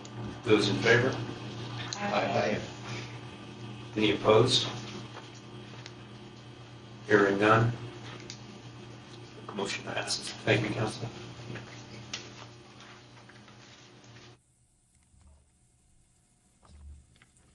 The next case, Piper Palmer. The next case will be Piper Palmer. The council may recall that Ms. Palmer was before the council, I believe it was in January, the first session of this year. There was some disorderly conduct, 2 different incidences of disorderly conduct. Post made a recommendation. The council deviated fairly substantially upward from that suspension recommendation and imposed a sanction of revocation. Subsequently, Ms. Palmer and through her counsel filed a motion for reconsideration. That came up at the last council as far as some procedural questions and how to affect that reconsideration process and how that should be done. And we've had some discussions since then that I think the director is going to address more broadly later on in the meeting. But in any event, the council and Post have agreed to allow Ms. Palmer and her attorney to address that upward deviation and ask the court or ask the council to reconsider. And I guess before we get there, I'll just since it has been so long, give a quick the factual summary that we initially provided back in January. So this was a case where on December 31st, 2020, Piper Palmer and her boyfriend got into a possible domestic incident while driving to a party. Palmer was intoxicated and grabbed her boyfriend around the neck from the back seat while he was driving. The boyfriend pulled over and called the police for assistance. While officers were on the scene, Palmer yelled loudly at her boyfriend, using profanity in a residential setting, and yelled at the officers. Palmer grabbed one of the officers' heads and kicked at the other officer. She was placed in handcuffs, and she yelled at the officers to shoot her. Palmer was released from the scene with her supervisor from work. Fast forward to May 15th, 2020, Palmer became intoxicated while attending a party at a friend's home. Ms. Palmer ran through the yards of private residences and into a public park. Ms. Palmer's friends tried to get her back in the house, but she ran from them and yelled at them, telling them to shoot her. The friends called the police to deal with Palmer. Palmer was put in handcuffs and placed in the back of a police car to be taken to jail for intoxication. She continued yelling, and a 911 call was received from a block away about a woman screaming. Palmer was charged with intoxication in that case and pled guilty. She had waived her right to the administrative law hearing, and again, the post recommendation at that time was a 1-year suspension. The baseline parameters for that were a letter of caution to a 1-year suspension, and as I mentioned, post on a motion from one of the council members deviated and revoked her license. So, if there's questions for me about that procedural background, I can field those or turn the time over to Ms. Palmer. Just as a reminder, the council is required to accept the ALJ's findings. The findings are based upon the waiver of the count 1 being intoxication, count 2 disorderly, count 3 intoxication, and count 4 disorderly. The intoxications are C's and the disorderlies are infractions. Thanks. Counsel, Ms. Palmer. Yeah, so what we have and what she's been facing has been category F issues, all of them. Nothing greater than a Class C misdemeanor, which has a range of a baseline up to a year. And then the sentence or that came in was a revocation. And what we've tried to do is in our motion for reconsideration is just to point humbly the post council just to some due process concerns and some case law concerns that as individuals, whether it's within a department or with post, that they are still entitled to due process. And one of those things is just to be proportionate. We've cited in our motion this a very similar case of Burgess versus the Department of Corrections. This is a 2017 case, very similar, in that Mr. Burgess appeared to be intoxicated in an airport shuttle. And the recommendation there from his supervisor was recommended time without pay, but then he was eventually terminated. This goes up to the Court of Appeals, and for due process concerns, the Court of Appeals just reversed it, citing that if the penalty is so harsh as to constitute an abuse rather than an exercise of discretion, it cannot be allowed to stand. And if the punishment is clearly disproportionate to the offense and exceeds the bounds of reasonableness and rationality, then it cannot. And so that's what we're dealing with, and what we've submitted to post council is, I think, a pretty fair and judicious way just to handle this here rather than courts or something. We understand that anything can happen, that recommendations or misunderstandings can happen, especially if an individual is not here to address some of those things. What we're trying to do is just unwind that a little bit, come back, and just ask for you to follow post council's guidance. In this case, it is an upward deviation. In this case, it is a 1-year suspension. And just to understand, for due process concerns, that would be an issue that's there, especially when we're working with the matrix and whatnot. The other thing is the other thing that we cited in our motion was that also a due process concern is consideration of violations that were not substantiated by post. Concerns that maybe this was a domestic case, or maybe this was an assault case, or maybe something like this. Well, when she went through her agency or went through post, she was not charged with any of those things. And so to consider hypotheticals, or maybe what happened, would be a due process concern or violation. So what we're just asking for the council to do is just to reconsider this. We are okay with the recommended sanction. We are okay with that. It's a 1-year sanction. It's something, and I want you to all know that my client is doing much better. that there were certain triggers in her life with relationships, with work, with other things that were going on. But now through therapy and treatment and continued things, that she's doing much better, and that she would like just to continue on. And so I'd be happy to cede the pulpit if there are no more questions. Counsel, just confirming all of these charges were Class Cs, is that correct? Class C misdemeanors. Okay, thank you. Well, and there were also infractions as well. Either Class C or infraction. Thank you. Yes. Any questions for counsel?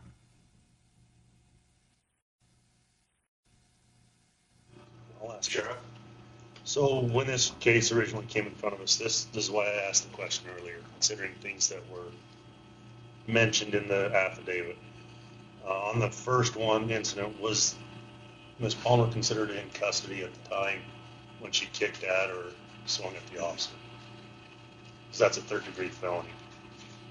Well, so the question is, for me, I don't know exactly the technical term of that. I do know that she was never charged with a third-degree felony, and that post is never brought to the post council any kind of felonious charge. That we're all just working with the facts that we have before us. So in other cases, we've considered facts. Yeah. So you're welcome to consider. I think that's why the motion was made. It was considered that assault on an officer was part of that consideration at the time. I think that's what Chief Swanson said too. That's exactly why he said it. I don't have any concerns with the appropriateness of a reconsideration. I do have some concerns about some of the argument for reconsideration. I think it is the obligation of this council, and has been the practice of this council, to consider all of the facts that are before us in a notice of agency action. In this case, I think we did that, right? The clearly stated facts that were stipulated to by this officer indicated that there could possibly be other violations, and I think that the question, and I was the one who asked the question specifically to those violations, I think we should always be looking for, is this an aggravating or a mitigating circumstance? The fact in our minds that there is something that's left out there requires clarification.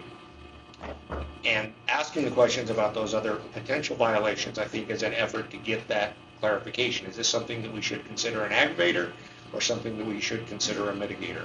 I'm concerned about this argument in this case because I would hate to see it create a chilling effect for the council to not ask questions. Certainly we shouldn't be asking questions that are outside the facts that are presented to us.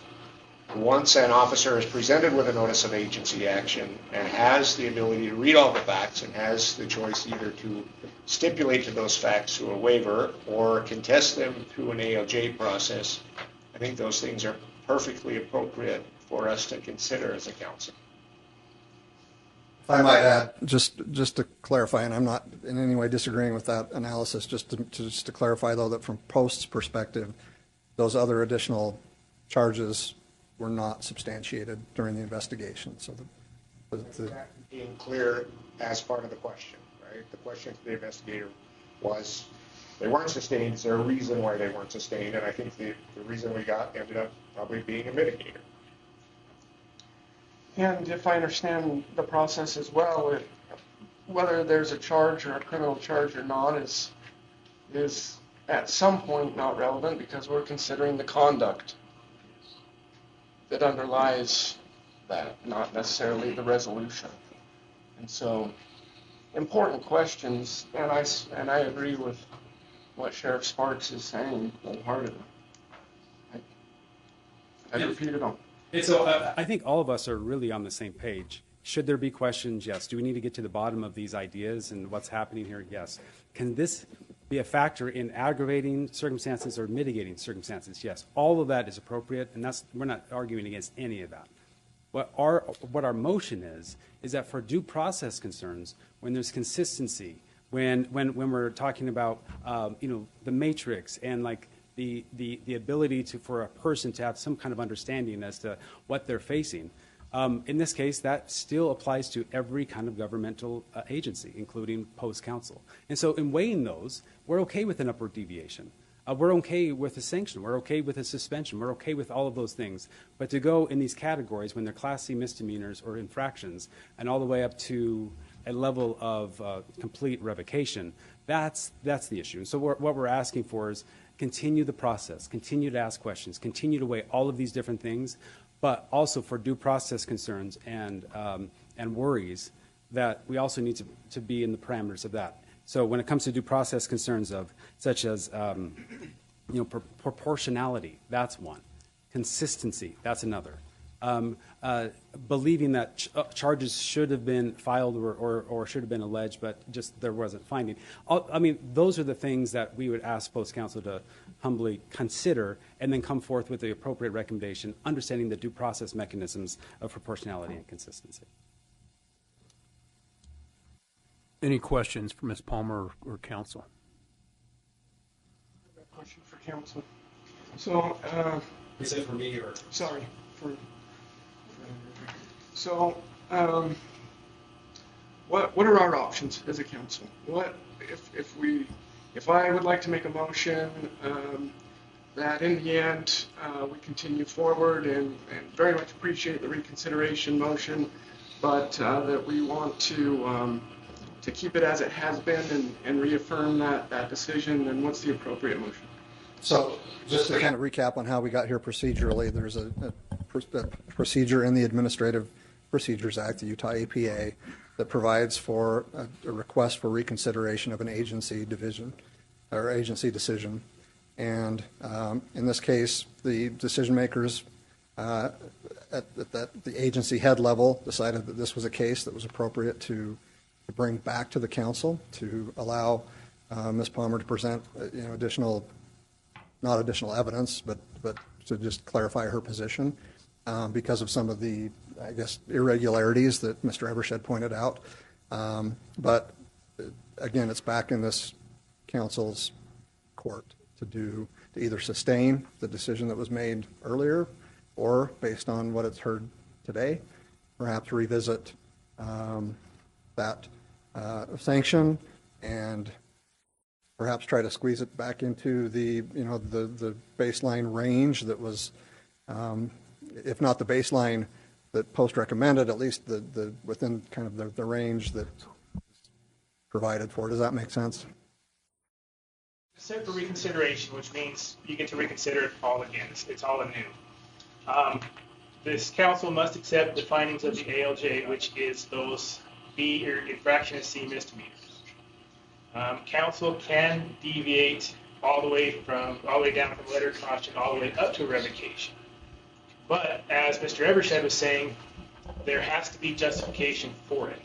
And if you are justifying it on unsubstantiated charges and conduct that was not proven at the ALJ hearing because it was a waiver, the only findings are those 4 C's infraction, then that becomes an issue.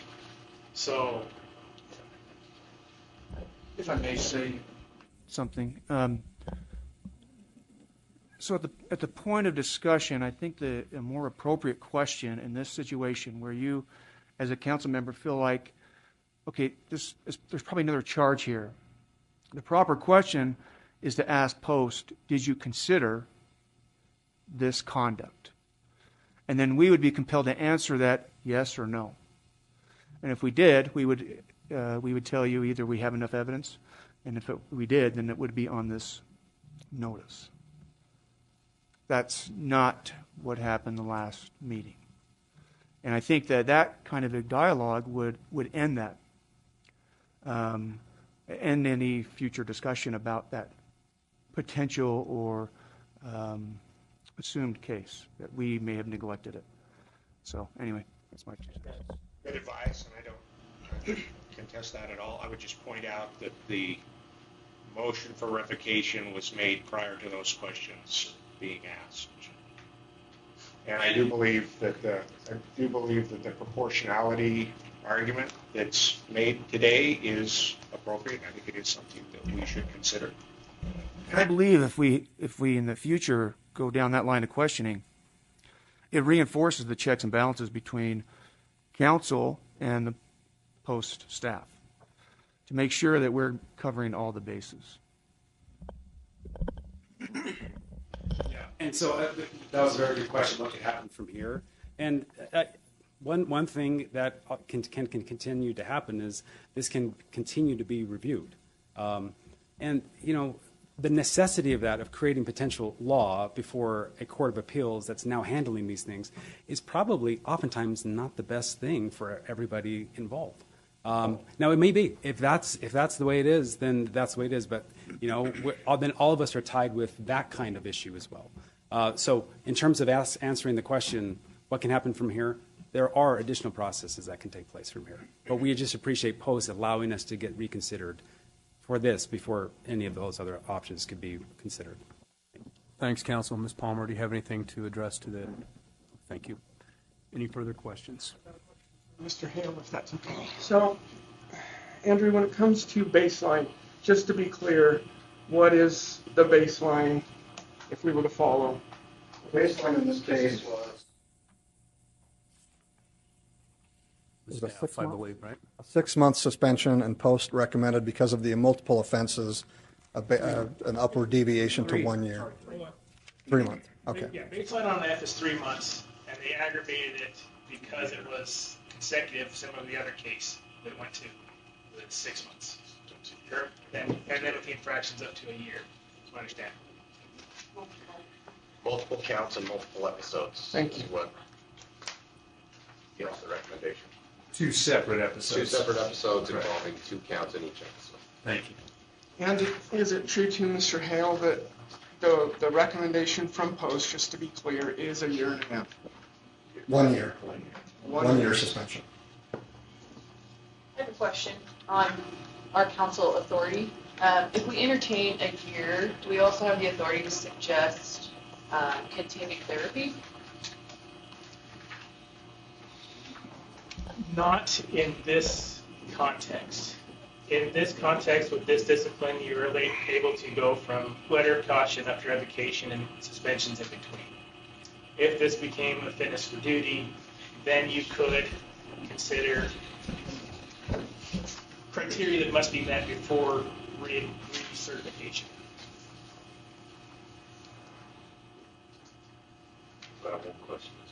So as our counsel for the Post Council, do you think we went out of line on the guidelines?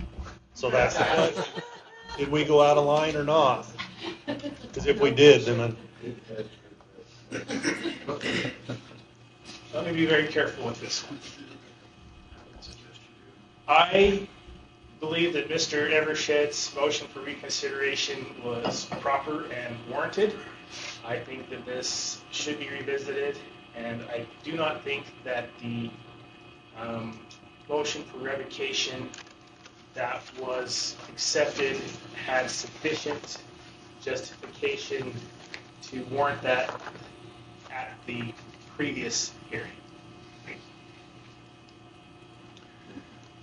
Chairman. Mr. Ross, I'm sorry to put you on the spot. I respect you immensely. Do you have any thoughts that you'd like to share with us? Oh, gotcha. Thanks. Sorry. I didn't want to be yelled at. Well, you should not have to move away. The one thing that keeps coming back to me, it was a motion by Chief Swanson, who I consider eminently reasonable. He always has been since I've been on this council. And he felt like we'll call it uncharged conduct, grabbing someone's head and then at another time kicking a police officer warranted going up to a revocation. Since I was sitting at the chair, as the chair at that time, I couldn't say anything other than just conduct the meeting.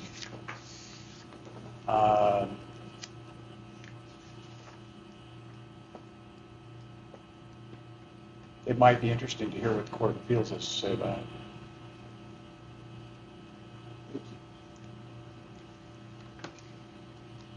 As another option within the guidelines as well, with there being 2 separate incidents that are being considered, could we consider those separate suspension? So could it go up to a 2-year suspension within That's the where guidelines? they did it, because they're still category F.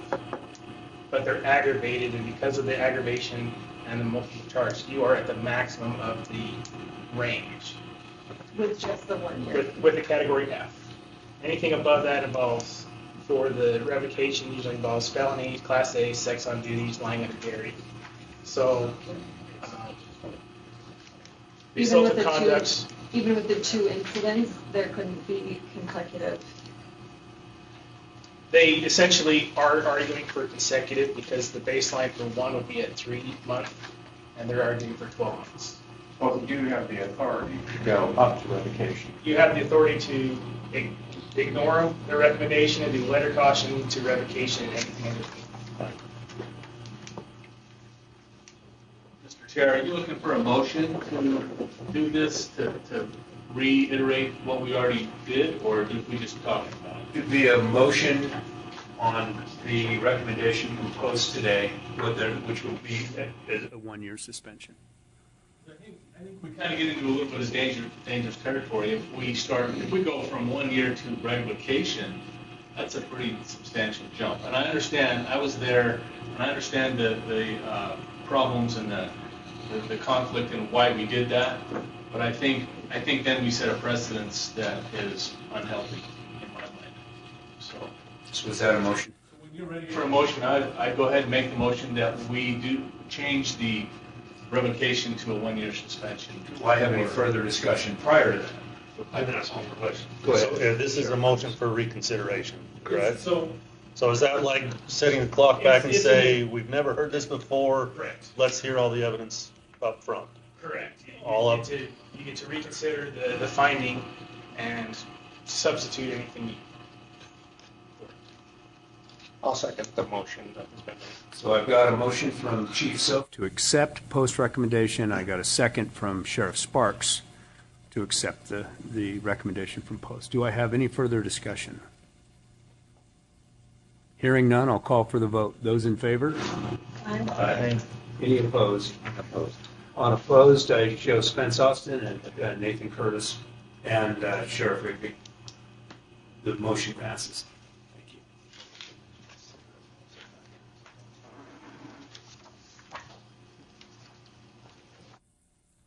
Do you guys want to We've got hear one more case before we get to anybody that's in need of a break? I was going to finish up these next few, and then before we go into the closed session, then we'll close it, go into a break. Very good.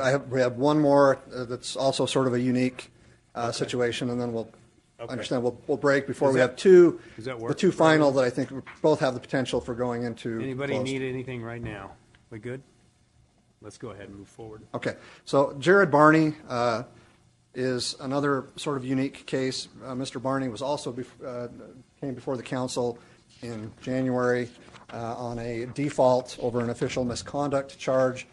After some discussion, we determined that he was still within the appeal timeline, so the council kind of tabled a decision on that while he went back to the administrative law judge and sought to have his order of default set aside. He was successful in doing that. That case went to an administrative law judge trial hearing, and the ALJ ended up sustaining Post's original charge of official misconduct. So he has now been, that conduct has now been sustained. So we're back before the council now for the sanction phase. And just briefly, the conduct, Mr. Barney was found to have represented himself as a law enforcement officer while off duty to access video footage from a business for a personal matter. The footage was only provided to Mr. Barney because he represented himself as a law enforcement officer. And during the Garrity interview, he admitted that he committed an unauthorized act which purported to be an act of his office to benefit himself. And I kind of recapped the procedural background there. The recommendation from Post in this case is a 1-year suspension, which is the baseline for that Category D offense. Any questions for council? Assume that's a train as well. Those are aliens. Hearing nothing, I'll go ahead and call for a motion. Move we accept agency recommendation. Motion from Spence Austin to accept Post recommendation. Do I have a second? Second from Dr. Sween. Any further discussion? Hearing none, I'll call for the vote. Those in favor? Aye. Any opposed? Hearing none, the motion passes. Thank you. So, do we have any of those other two that we're holding? We had, I think, Baugh and Russell. Okay. Let's go ahead. Are they here? Are they present? Yep, Mr. Russell's here. Okay. Oh, this is where you're going to close session. Yeah, the next two will be making the same. Okay. So I don't know if right now is a good time. Yeah, let's go ahead and take a break. We'll go ahead, and I need a motion to go into recess. I've got a motion and a second. We'll be in recess for 10 minutes. We'll start again at 11:30. And if you do not come back, the sergeant at arms will track you down. But I think just to create a record, I'd like to just introduce the case with the name of the officer and what the allegations are, and then we'll let Mr. Evershed make a motion. Let me make sure I have a quorum first. Okay. And then we'll do that. Needed 10, right? Because I think we'll need separate motions for each case. Okay. All right. Let's go ahead, So counsel. we're starting with Russell? Okay. So, this next case is Scott Russell. He was formerly with South Jordan Police Department. The sustained allegations were for kidnapping, reckless endangerment, criminal trespass, and assault. And post's recommendation in this case is for revocation, and that's the baseline. So I'll turn the time over to Mr. Evershed. Go ahead, and then I'll do a motion. Yes, Your Honor. Oh. I feel like I'm in court again, Your Honor. We would be making a motion pursuant to Utah law just to close this session as to the sensitive matters that we'll be discussing. We describe the sensitive matters. Mental health issues. So I need a motion to go into closed session to discuss mental health matters. So I have one from Spence Austin. Do I have a second? Second from Melina Stevens. Anyone who is not part of post council needs to step out. Do we need a second motion? Do we want to do a second motion after this first one? Yes. And let's go ahead and hear Mr. Russell, and then we'll do a secondary. Please. You said it's not part of post council step out. I'm just wondering if we can retain the investigator that was. We can call for the. I think we have to call for the investigator. Right? Investigator, post council, council. So I can have the investigator stay. Is that correct? Yes. Okay. And Julie gets to stay. And Julie to record. Correct. Sorry. And I can turn everything off, so you just give me a minute. Okay. And I'll make sure. Okay. Okay, so that's.